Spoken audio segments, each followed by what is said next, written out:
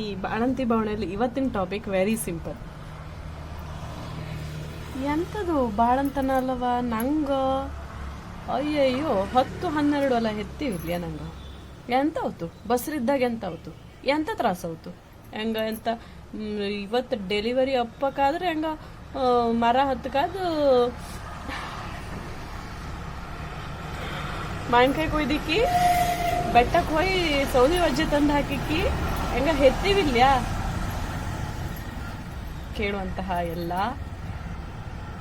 ಹಿರಿಯರಿಗೆ, ಅಕ್ಕ ತಂಗಿಯಂದ್ರಿಗೆ, ಅಣ್ಣ ತಮ್ಮಂದ್ರಿಗೆ, ಅಂದ್ರೆ ತನ್ನ ಹೆಂಡತಿ 4 ಎತ್ತಿದ್ದು ಅದಕ್ಕೆ ಅಂತ ತ್ರಾಸಲ್ಲ, ತಾನು ನೋಡಿದ್ದೆ ಕಣೆ.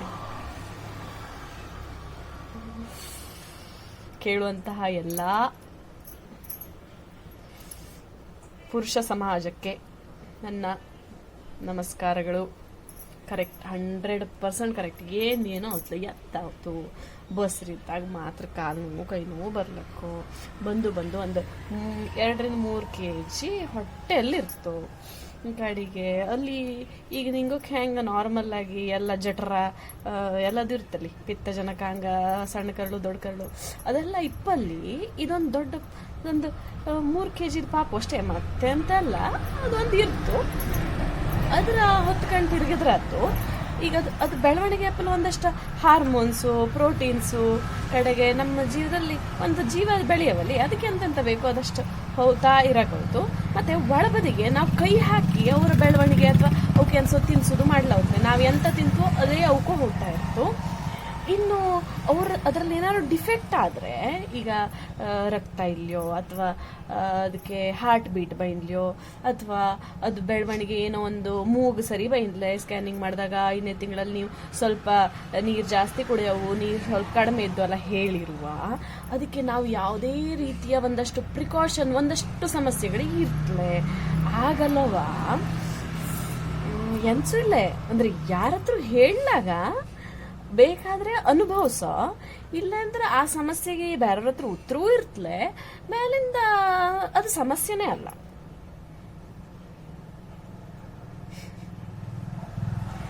ನಮ್ಮ ಅನುಭವ, ನಮ್ಮ ನೋವು ಇನ್ನೊಬ್ಬರಿಗೆ ಸಾಂತ್ವನ ಆಗವೇ ಹೊರತು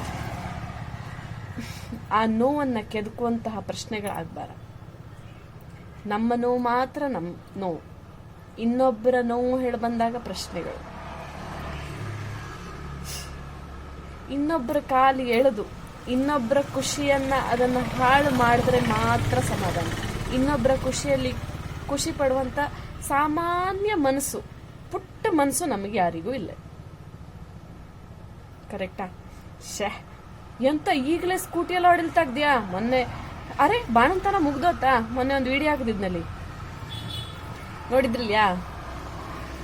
ಲಾಡು ಮಾಡುದು, ಉಂಡೆ, ಡ್ರೈ ಫ್ರೂಟ್ಸ್ ಉಂಡೆ ಮಾಡೋದ್ರಲ್ಲಿ ಹಾಕಿದ್ದೆ, ಮಾಡಿ ತಪ್ಪಲೆ ಸ್ಕೂಟಿಯಲ್ಲೋ ಇದೆ. ಅಯ್ಯೋ ಈಗಲೇ ಹೊಡಿಲ್ತಾಗ್ಬಿಟ್ಯಾ?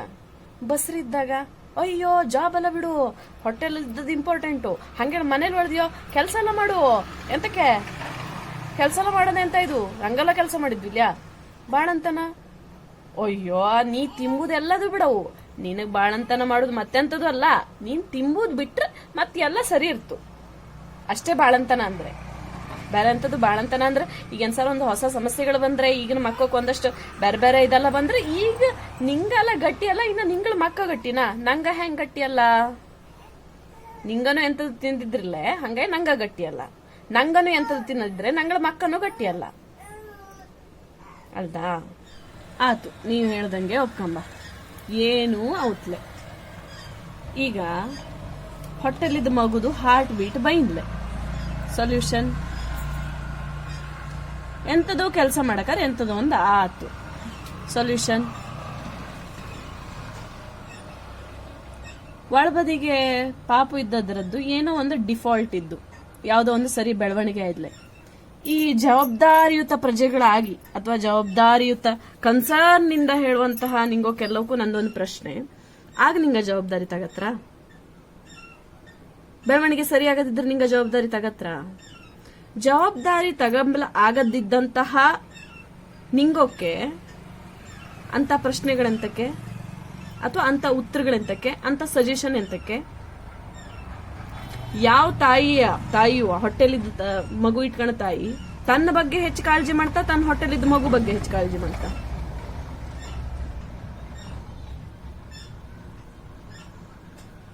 ಅಲ್ದಾ? ಕರೆಕ್ಟ್ ಅಲ್ದಾ?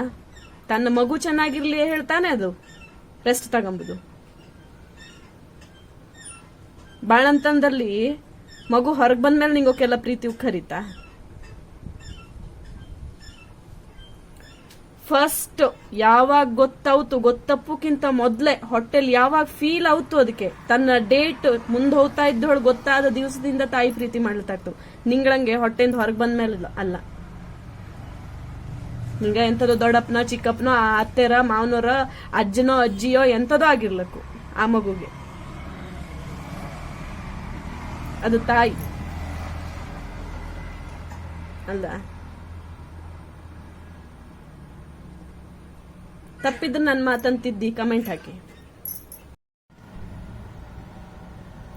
ನಾರ್ಮಲ್ ಡೆಲಿವರಿ ಬರೀ ಕೆಲಸ ಮಾಡೋದ್ರಿಂದ ನಾರ್ಮಲ್ ಡೆಲಿವರಿ ಆಯ್ತು ಹೇಳುದು ಸುಳ್ಳು. ಅಲ್ಲಿ ರಾಶಿ ಕಂಡೀಷನ್ಸ್ ಇದ್ದು, ನೀರ್ ಕಡಿಮೆ ಇದ್ರೆ ಮಗು ಲಾಸ್ಟ್ ಮೂಮೆಂಟ್ ಅಲ್ಲಿ ಚಾಚಿ ಮಾಡ್ಕೊಂಡ್ರು ಅವತ್ಲೆ ಸಿಕ್ಕಾಪಟ್ಟೆ ರೀಸನ್ಸ್ ಇದ್ದು. ಯಾವ ತಾಯಿನೂ ಆ ಕ್ಷಣದಲ್ಲಿ ತನ್ನ ಮಗು ಚೆನ್ನಾಗಿರ್ಲಿ ಹೇಳಿ ಬಯಸ್ತೆ ಬಿಟ್ರೆ ತನ್ನ ದೇಹ ಚೆನ್ನಾಗಿರ್ಲಿ, ತನಗ್ ನೋವಾಗದೇ ಇರ್ಲಿ, ತನಗ್ ನಾರ್ಮಲ್ ಡೆಲಿವರಿನೇ ಆಗ್ಲಿ ಹೇಳಿ ಕುತ್ಕತ್ಲೆ ಅಲ್ದಾ? ಒಂದ್ ವೇಳೆ ಹಂಗ್ ಕುತ್ಕೊಂಡ್ ಮಗುಗೇನಾರು ಆದ್ರೆ ನಾನು ನೀವೆಲ್ಲ ಇದ್ವಲ್ಲಿ ಹೇಳವು, ನಾರ್ಮಲ್ ಡೆಲಿವರಿ ಮಾಡ್ಕ ಓಡಾಡು ಕೆಲಸ ಮಾಡು ಏನ್ ಔತ್ಲೆ ನಾಕ್ ಹೆತ್ತಿದ್ಯ ನಂಗಳ ಕಾಲದಲ್ಲಿ ಎಲ್ಲವಕ್ಕೂ ನಾರ್ಮಲ್ ಡೆಲಿವರಿನೇ ಅವತ್ತಿಪ್ಪು ಹೇಳು. ನಾವ್ ಯಾರು ಹೋಗಿ ಕುತ್ಕೊಂಡು ಅವ್ರ ಸೌಂತಿಗೆ ಹಗಲು ರಾತ್ರಿ ಆ ಮಕ್ಳನ್ನ ನೋಡ್ಕೊಂಡು ಅವ್ರನ್ನ ದೊಡ್ಡ ಮಾಡ್ತಿರ್ಲಿಲ್ಲ. ಸೊ ಅವರ ಡಿಸಿಷನ್ ನಾವು ತಗೊಂಬ್ಲಿ ಬಿಡಿ. ಏನಾದ್ರೂ ಫಾಲ್ಟ್ ಆದ್ರೆ ನಮ್ ಜವಾಬ್ದಾರಿ ಅಲ್ಲ, ಅವರದ್ದೇ ಜವಾಬ್ದಾರಿ. ಅವ್ ಅದನ್ನ ನೋಡ್ಕೋ. ತಾಯಂದ್ರಿಗೂ ಇನ್ನೊಂದ್ಸ ಹೇಳೇ ಇಲ್ಲ ಅಲ್ವಾ? ಬರೀ ಹೇಳೋಕ್ ಮಾತ್ರ ಹೇಳತ್ತು. ನಿಂಗೆ ಯಾರು ತಲೆ ಕೆಡಿಸ್ಕೊಳ್ಳಿ. ನಿಂಗಳ ಸಮಸ್ಯೆಗಳು ಹೊಸ್ತೆಯ ಈ ತಾಯಿತನ ಅಥವಾ ಮಕ್ಕಳನ್ನು ಬೆಳೆಸುವುದು ಹೇಗೆ ಹೇಳೋ ಪುಸ್ತಕದಲ್ಲಿ ಕೊನೆಗೊಂದಿರ್ತು. ಎಂತದ್ದು ಅಂದ್ರೆ, ನಿಮ್ಮ ಮಕ್ಕಳ ರೀತಿಯನ್ನ ನೀವೇ ಅಂಡರ್ಸ್ಟ್ಯಾಂಡ್ ಮಾಡ್ಕೊಂಡು ನೀವು ಬೆಳೆಸವು ಹೇಳಿ.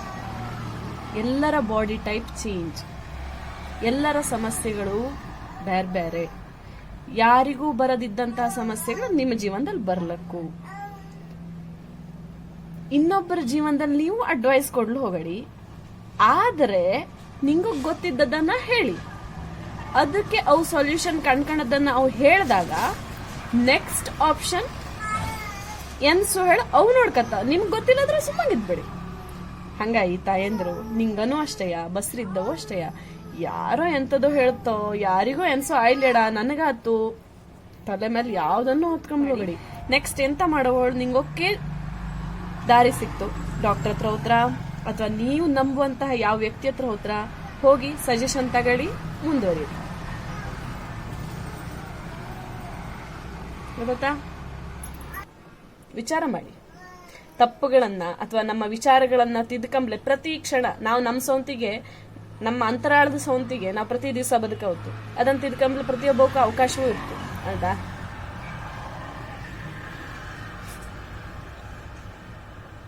ಇಷ್ಟು ಸಾಕು ಅನಿಸ್ತು. Tata, bye bye. ಮತ್ತೊಂದು ವಿಡಿಯೋದಲ್ಲಿ ಸಿಗ್ತೀನಿ.